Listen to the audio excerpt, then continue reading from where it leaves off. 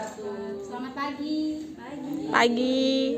Mari kita mulai pagi ini dengan presentasi dengan anggota kelompok. Saya sendiri Adawiyah, rekan saya Lulun Hidayah Tirana Dewi. Saya Safira.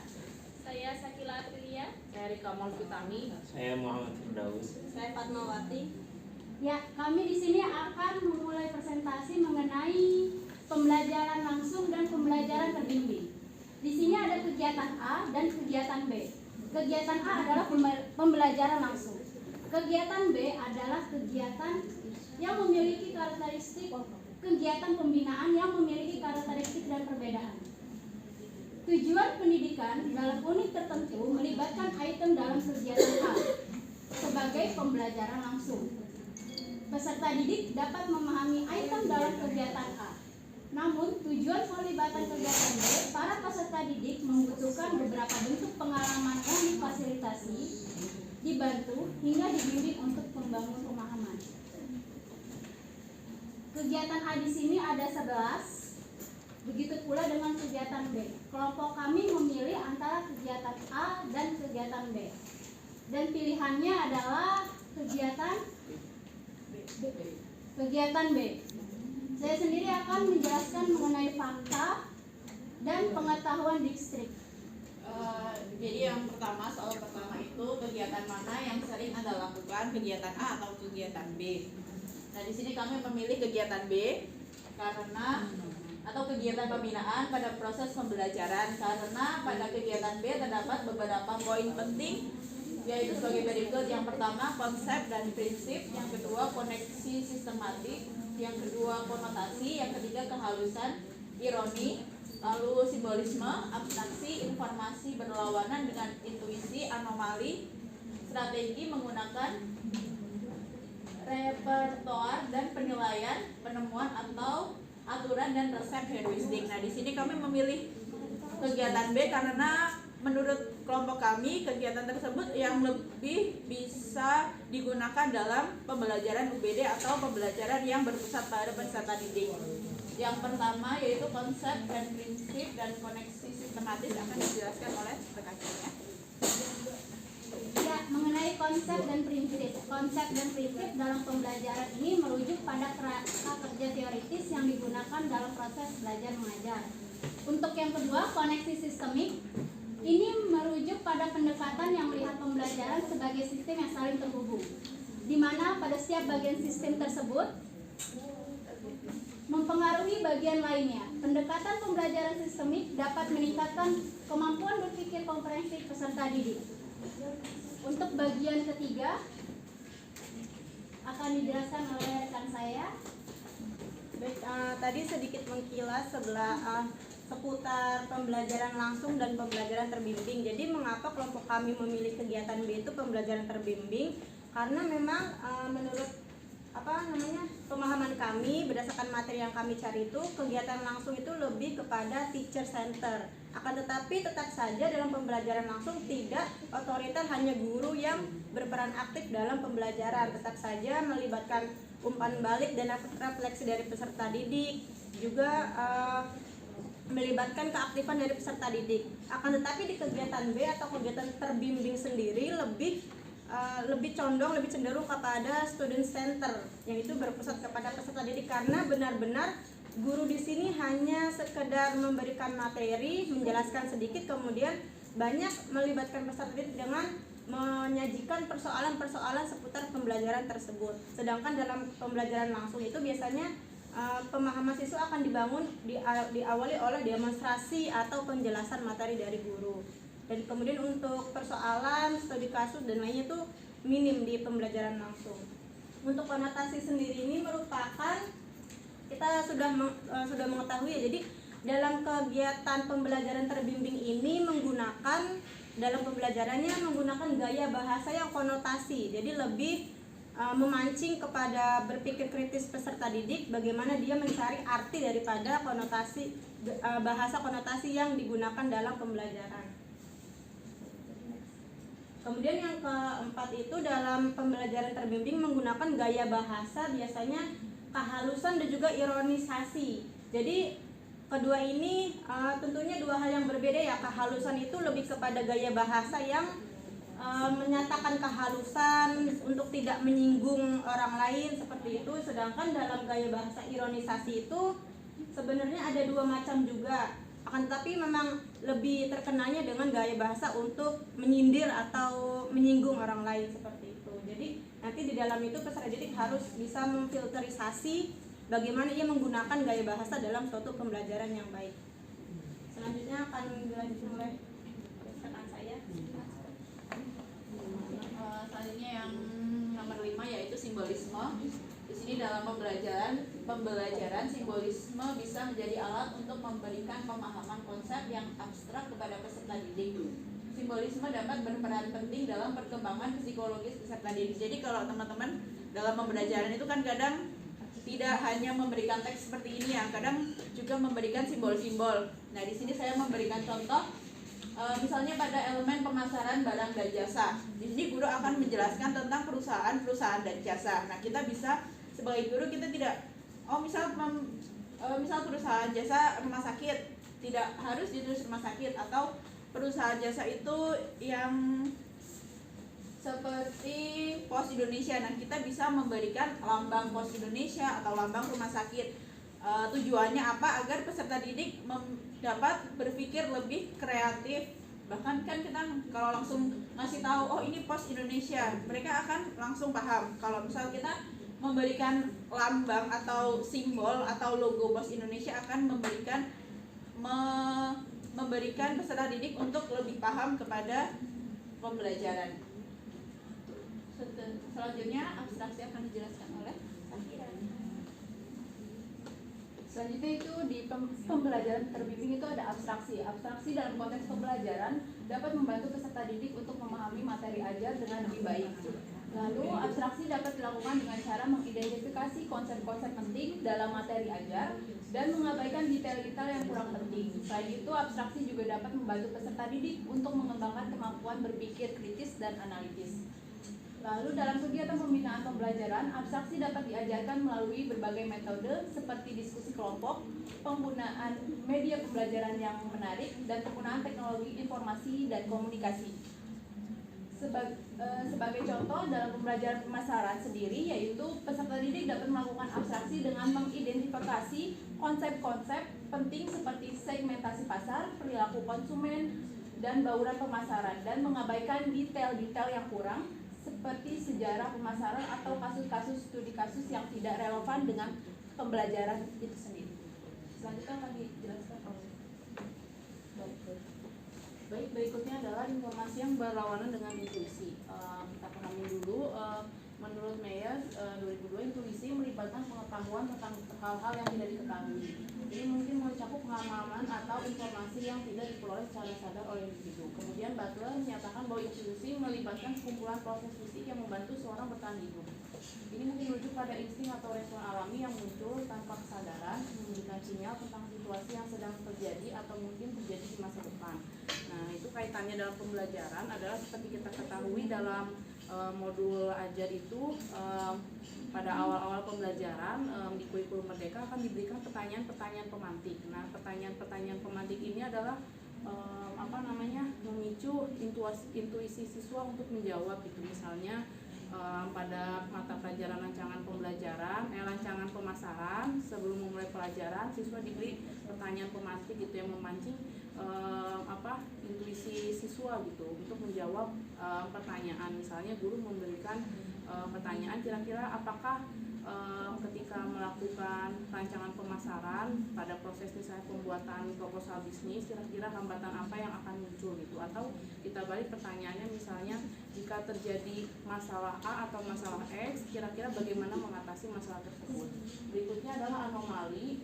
Menurut Kamus Besar Bahasa Indonesia, anomali dapat diartikan sebagai penyimpangan atau kelainan. Nah, penyimpangan atau kelainan di sini adalah bukan melanggar norma atau seperti itu ya. Jadi maksudnya itu seperti yang kita ketahui kalau di UBD itu kan alurnya adalah backward design ya, desain mundur atau desain ke belakang.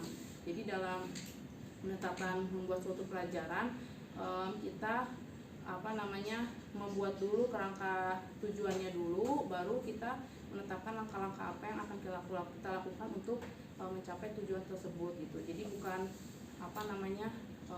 kita menetapkan dulu langkah-langkahnya biar tujuan ini tercapai gitu, tapi dibalik gitu. Nah, anomali ini juga meliputi kegiatan-kegiatan yang di luar dari kurikulum gitu. Maksudnya jika misalnya pada keadaan di lapangan gitu kita sudah menyusun rencana pembelajaran gitu ya, modulnya tuh sudah seperti ini langkah-langkahnya, tapi di dalam praktiknya gitu ya kita menemukan kasus-kasus gitu ya yang kita perlu menyesuaikan pembelajaran, maka kita bisa melakukan anomali ini gitu. Jadi menyimpang dari modul ajar yang kita lakukan gitu. Misalnya ketika pembelajaran tentang komunikasi bisnis gitu ya, ketika dalam RPP-nya kita sudah merencanakan RPP modul ajarnya kita sudah merencanakan metodenya misalnya discovery learning gitu, tapi ternyata dalam praktiknya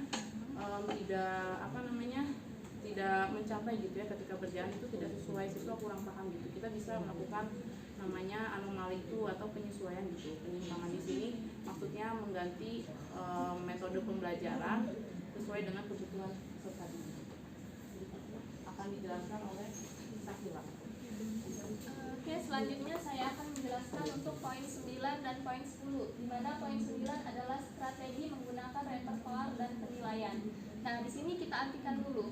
Untuk kelas repertoar ini merupakan kegiatan belajar berupa penampilan di depan umum baik secara individu maupun kelompok yang dilaksanakan di dalam kelas secara bergantian, disertai dengan kritik dan saran pada setiap akhir pertemuan, akhir penampilan. Nah, selanjutnya langkah-langkahnya itu yang pertama adalah perencanaan waktu, pelaksanaan kelas repertoar dan evaluasi. Jadi di sini tadi kan sudah dijelaskan bahwa kelas terbimbing merupakan fokus pada student center. Nah, di sini kelas repertoar ini bertugas untuk menjalankan tadi student center, di mana di kelas repertoar akan menugaskan siswa untuk tampil di depan umum baik secara individu maupun kelompok yang akhirnya akan dievaluasi oleh seorang guru. Nah, kemudian untuk langkah-langkahnya tadi ada perencanaan waktu, pelaksanaan kelas repertoar, dan terakhir tadi evaluasi dari guru. Kemudian ada poin 10 yakni penemuan aturan dan resep. Maksud di sini ialah bahwa guru dan peserta didik itu harus berperan aktif dalam pembelajaran. Nah, di sini guru dan anak didik itu tidak mungkin terjadi interaksi edukatif bila hanya satu unsur yang berperan. Nah, untuk itulah siswa dilibatkan secara penuh untuk membuat peraturan yang mereka buat dan akan melaksanakannya sendiri. Karena itu diperlukan seperangkat aturan yang telah disepakati baik oleh siswa ataupun pendidik. Nah, jadi sebelum pembelajaran dimulai, itu baiknya peserta didik dan guru itu membuat aturan yang disepakati oleh peserta didik dan juga siswa untuk bisa melaksanakan pembelajaran terbimbing tersebut. Itulah tadi untuk poin 9 dan 10. Selanjutnya untuk poin terakhir akan dijelaskan oleh Firdaus. Mungkin bagian heuristik. Heuristik itu apa sih sebenarnya? Berasal dari bahasa Yunani ya, itu heuristein, yang artinya saya menemukan, I found gitu kan. Makanya heuristik itu ditekankan bahwa siswa itu atau murid dari proses awal sampai akhir dalam kegiatan pembelajaran, siswa itu dapat mengerti dan melakukannya. Contohnya dia dapat menemukan masalahnya apa, dia dapat merumuskan masalahnya apa, dia dapat menentukan tujuan masalahnya apa, dia dapat membuat hipotesis, dan dia dapat menyelesaikan atau memberikan solusi dari masalahnya. Makanya heuristik adalah sebuah seni atau ilmu pengetahuan yang berhubungan dengan suatu penemuan. Kenapa ini penting dilakukan bagi siswa? Agar siswa dapat menyelesaikannya secara ilmiah dan dapat berpikir secara ilmiah. Karena apa yang terjadi apabila di ruang-ruang kelas atau di ruang-ruang diskusi atau yang kita kenal dengan sebagai ruang akademik itu tidak terjadi diskusi secara ilmiah atau pemikiran-pemikiran yang dapat diselesaikan dengan runtut dan bertanggung jawab, maka yang terjadi ya bisa jadi kita menemukan kelas-kelas itu akan menjadi sebuah kelas yang debat kusir gitu ya, atau kelas-kelas yang ramai tapi tidak mengandung makna pendidikan di dalamnya. Makanya itu dalam makna heuristik ini, strategi ini bahwa kita harus mengasumsikan sebagai seorang pendidik, guru, fasilitator juga, maka kita harus dapat memfasilitasi ini dengan sebagaimana mungkinnya. Makanya apa sih elemen yang dibutuhkan oleh seorang guru juga ya? Kan ini kan pembelajaran langsung dan pembelajaran terbimbing. Berarti sebelum kita membimbing, berarti yang membimbing itu juga, maka kita juga perlu elemen-elemen keilmuan yang transdisiplin. Karena kan hari ini kita harus membantu murid dengan berbagai macam perspektif untuk menyelesaikan masalah-masalah yang ada dalam pikirannya dan apa yang sedang dia kerjakan. Apabila kita sebagai pembimbing juga tidak memiliki disiplin ilmu yang mumpuni atau yang cukup luas, maka kita juga akan kesulitan dalam menyelesaikan. Apabila kita ditanya murid, bisa jadi kita jawabnya coba tanya teman kamu yang lain, coba tanya Google dan lain sebagainya. Sebaiknya itu dihindari ya, karena di sini juga kita harus memposisikan diri kita sebagai tetap menjadi sebagai guru yang dapat membimbing mereka dan menentukan apa yang harus mereka kerjakan tanpa melewati batasan-batasan yang akhirnya melanggar sebuah etika gitu. Ya, dalam strategi ini peserta didik yang dituju itu apa sih? Ya, murid berusaha kita bangkitkan growth mindset-nya. Ya, growth mindset-nya itu salah satu indikatornya dia dapat berpikir kritis gitu. Jadi murid dapat mengungkapkan sebuah argumentasi secara ilmiah dan bertanggung jawab sehingga tidak asbun. Kalau kita mengenal asbun, asal bunyi aja gitu. Begitu dan seterusnya. Bisa dilanjut, Pak. Ya. Nah, sebenarnya heuristik itu kita kenal terbagi dua ya, itu pelajaran secara discovery learning maupun dengan inquiry learning. Tapi di kurikulum Merdeka lebih ditekankan tentang inquiry. Apa sih contoh inquiry itu, Bapak Ibu? Ada yang tahu? Inquiry, pembelajaran inquiry. Ayo, sebenarnya kita udah melakukannya kok gitu. Cuman kita nggak sadar aja itu namanya inquiry. Tahu yang namanya ujian praktek, ujian praktek, UKK. Misalnya kalau kewirausahaan, murid buat semacam proyek kayak misalnya murid buat makanan gitu, segala macam. Itu termasuk pembelajaran inquiry. Jadi dari awal prosesnya sampai akhirnya dia menemukan atau menyelesaikan solusinya itu berdasarkan cara pandang dia yang secara kritis dan ilmiah tersebut, ya kan? Mungkin dalam pembuatan sandwich dia mikir lebih bagus sandwich yang kotak, segitiga, trapesium atau bulat gitu kan. Lebih baik sandwich yang dikasih tomat atau enggak, lebih baik sandwich yang dikasih plastik atau tempat makan dan lain sebagainya gitu. Walaupun yang kenyang tetap gurunya gitu kan. Dan lain sebagainya ya.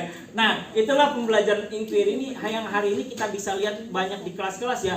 Pembelajaran matematika nggak cuman murid nulis di depan papan tulis, tapi ada prakteknya, baik menggunakan kertas, entah kertasnya dibuat apa sama gurunya. Hari ini guru-guru geografi tiba-tiba membuat sebuah bentuk skema atau sketsa dari bumi. Terus guru yang lain juga tiba-tiba menjadi kelas menggambar dan lain sebagainya gitu. Itulah pembelajaran inquiry di mana lebih ditekankan bahwa pembelajaran terbimbing dan pembelajaran langsung itu menjadi satu kesatuan, baik bukan gurunya aja yang menyampaikan secara langsung, secara satu arah, tapi murid juga dituntut keaktifannya. Cuman problemnya yang tadi, guru itu memang harus bisa menguasai banyak ilmu, atau kita hari ini kenal dengan transdisiplin ilmu ya, karena ini segala sesuatu yang multidimensional. Multidimensional itu apa sih? Mencakup banyak hal ya. Kita belajar pemasaran, tapi di satu titik kita juga belajar sosiologi pelanggan atau sosiologi konsumen. Misalnya kita pelajaran menata produk, kan menata produk juga butuh teori psikologi.